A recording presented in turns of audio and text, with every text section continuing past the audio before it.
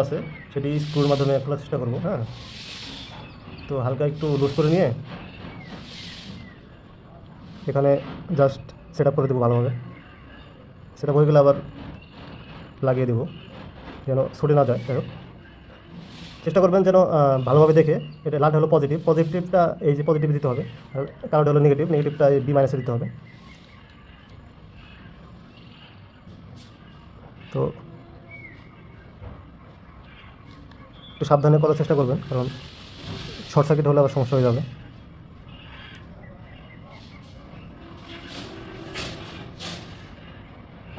আর একটু, তো দেখতে পাচ্ছেন আমি সার্কিটের সাথে ব্যাটারির পজিটিভ এবং নেগেটিভ সংযুক্ত করে দিছি, কিন্তু আপনি বলতে পারেন এখনও কোনো এলইডি জ্বলবে না কেন?